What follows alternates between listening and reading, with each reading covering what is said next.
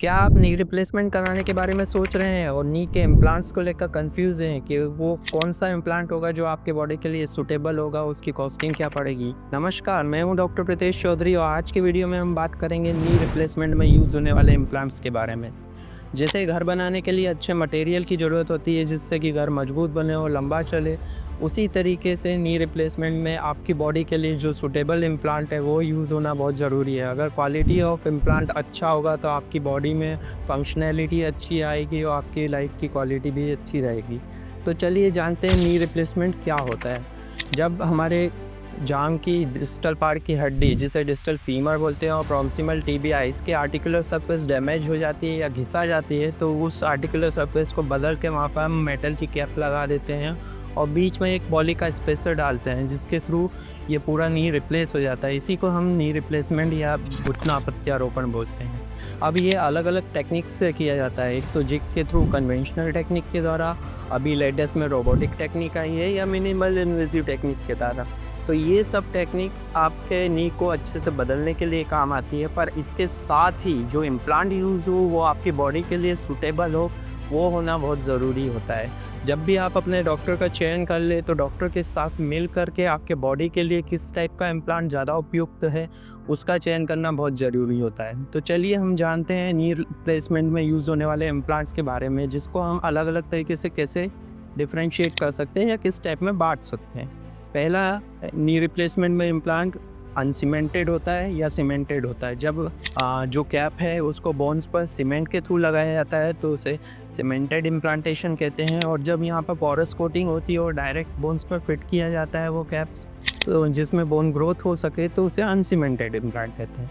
इसके बाद इम्प्लांट्स का जो डिवीज़न होता है वो डिज़ाइन के आधार पर भी किया जाता है, जिसमें सबसे पहले आता है सीआर इम्प्लांट और पीएस इम्प्लांट। सीआर इम्प्लांट मतलब क्रूशिएट रिटेनिंग इम्प्लांट, जिसमें कि हम पोस्टीरियर क्रूशिएट लिगामेंट को, पीसीएल को रिटेन करते हैं, जिससे कि हमें प्रोप्रियोसेप्शन मिलता है जो लिगामेंट्स में रहता है, जो हमें अंधेरे में चलने में सहायता देता है क्योंकि संवेदनाएं हमको मिलती रहती है। इसमें बोन का जो कटिंग होता है वो भी कम होता है, तो रिवीजन सर्जरी में ये ज़्यादा बेनिफिशियल रहता है क्योंकि बोन संरक्षण हो सकता है इस इम्प्लांट्स के थ्रू।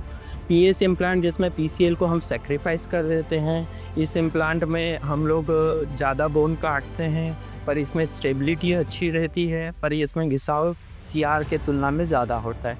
इसके बाद जो डिज़ाइन के अनुसार डिवीज़न होता है वो फिक्स बेयरिंग इम्प्लांट होता है और रोटेटिंग या मोबाइल बेयरिंग इम्प्लांट होता है। फिक्स बेयरिंग इम्प्लांट आज के दिनों में बहुत ज़्यादा यूज़ किया जाता है, जो स्टेबिलिटी अच्छा देता है और वेयर एंड टियर इसमें कम होता है। मोबाइल या रोटेटिंग इम्प्लांट्स जो रहते हैं उसमें जो हल्का रोटेशन दिया जाता था, जो बीच में बहुत प्रचलित हुआ था, पर अब इसका यूज़ बहुत कम कर दिया गया है।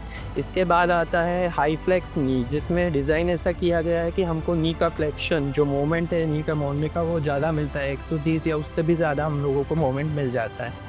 इसके बाद जो लेटेस्ट इम्प्लांट्स अभी आए हैं वो स्मार्ट इम्प्लांट्स है, जो कि ज़ीमन ने 2021 में लॉन्च किए हैं।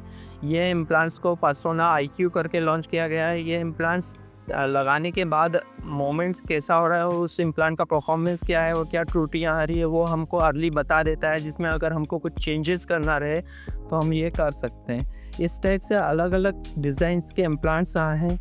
उसके बाद अगर हम इन इम्प्लांट्स को बाँटें अगला कैटेगरी में, तो वो मटेरियल के आधार पर होता है। मटेरियल के आधार पर इम्प्लांट्स को बाँटें तो मेनली जो मटेरियल है फीमोरल कंपोनेंट, टिबियल कंपोनेंट और स्पेसर के लिए यूज़ किया जाता है। फीमोरल टिबियल जब कंपोनेंट हम यूज़ करते हैं तो उसमें कोबाल्ट क्रोमियम या टाइटेनियम इम्प्लांट्स यूज़ होते हैं, या ऑल पॉली इम्प्लांट्स, जिसमें कि स्पेसर के साथ पॉलीथिलीन का ही पूरा ट्रे बना हुआ रहता है, वो यूज़ होता है। मेनली रोमेटॉइड पेशेंट के लिए यूज़ किया जाता है, पर इसमें वेयर एंड टियर ज़्यादा होता है और ये कॉस्ट इफ़ेक्टिव रहता है। इसके बाद आता है फीमोरल कंपोनेंट, जिसमें कि हम कोबाल्ट क्रोमियम मेटल यूज़ करते हैं, या तो फिर ऑक्सीनियम का कोटिंग होता है या तो फिर सिरेमिक का कोटिंग होता है। इसके बाद आता है गोल्ड इम्प्लांट्स, जो कि मेनली टाइटेनियम निमोडियम नाइट्रेट के कोटिंग के साथ होता है। ये बेसिकली गोल्ड नहीं रहता है, पर ये गोल्डन रिफ्लेक्शन देता है और और ये एलर्जिक पेशेंट जो मेटल से एलर्जिक है, जैसे कोबाल्ट, क्रोमियम वगैरह से, उसमें यूज़ किया जाता है और उसमें घर्षण कम होता है, तो बोला जाता है कि इसकी लाइफ ज़्यादा रहती है। अब आते हैं हम स्पेसर जो पॉली होता है उसके वेरियस टाइप के बारे में। Poly mainly GVF poly use किया जाता है, या तो फिर high cross link poly use किया जाता है, और अभी लेटेस्ट में विटामिन ई पॉली यूज़ होता है, जो इसमें की स्ट्रेंथ ज़्यादा होती है और ये फ्रिक्शन कम करता है, तो स्मूथनेस ज़्यादा रहती है और इम्प्लांट का घिसाव कम होता है। तो इस तरीके से मटेरियल के हिसाब से अलग अलग इम्प्लांट्स हम लोग यूज़ कर सकते हैं। तो आपके डॉक्टर्स के साथ बैठ कर के हमें आपकी एज, एक्टिविटी लेवल, आपकी बोन क्वालिटी, आपकी बोन में किस टाइप की डिफॉर्मिटी है वो, और आपकी कोमॉर्बिड कंडीशन कैसी है, मतलब आपकी हेल्थ कैसी है, कार्डियक वगैरह कंडीशन कैसी है, उसके आधार पर हम लोगों को ये इम्प्लांट्स यूज़ करना चाहिए, डिसाइड करना चाहिए डॉक्टर्स के साथ मिलकर, और वो हमें यूज़ करना चाहिए। अब हम बात करते हैं इम्प्लांट की कॉस्टिंग के बारे में।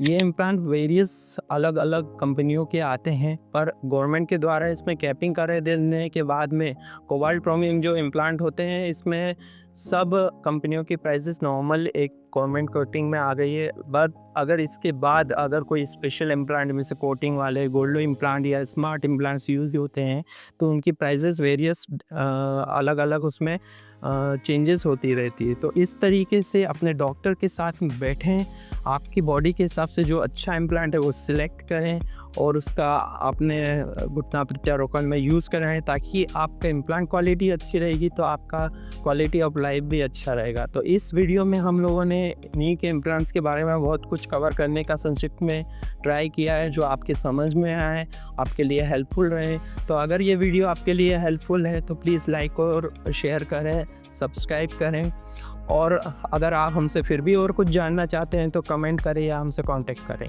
Thank you.